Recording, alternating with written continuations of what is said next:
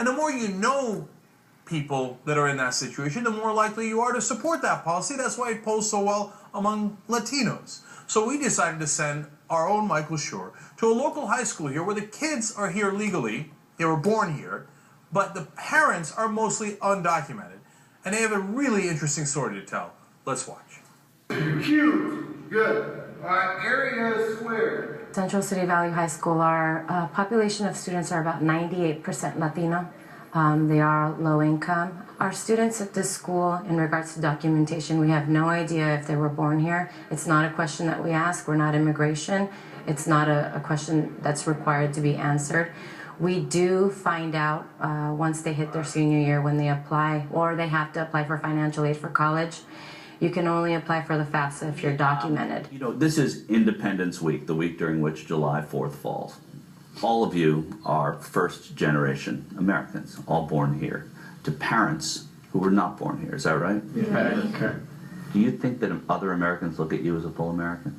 Personally, I believe that I'm American first before I am Latino. The Constitution states that anybody born in America is automatically an American citizen, you know? And I don't understand why people say that we shouldn't have the same rights as they do if we're Americans, you know?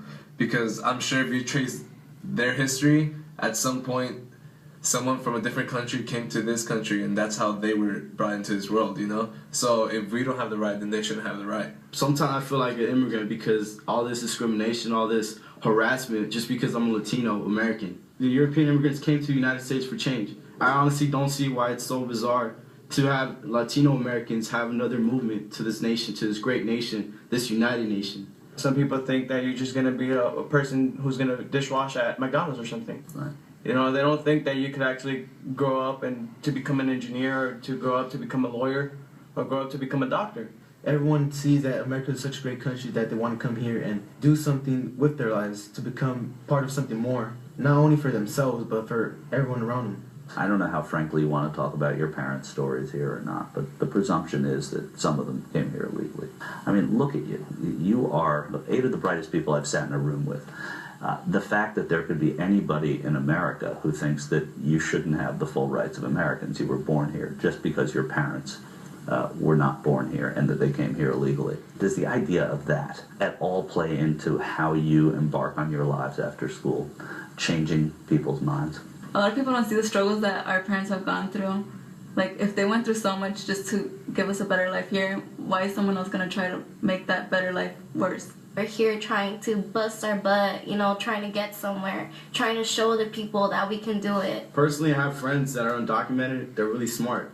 And, you know, it's kind of hard to believe that teachers always emphasize, you know, get that college education. But if he doesn't have any papers, undocumented, it's really painful for me to realize that it's really going to be difficult for him to try to get into a university.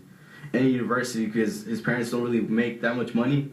And he might not get any, federal money because he's not a U.S. citizen. There's times where I slack off in school, and then my dad always has to give me a talk, and he always tells me, like look at those people out there that don't have papers, that aren't citizens, like, look how hard you're struggling to try to become better, to try to get better education, and you that have papers, like, why aren't you striving for better? You're going for the low, you're being part of the bunch.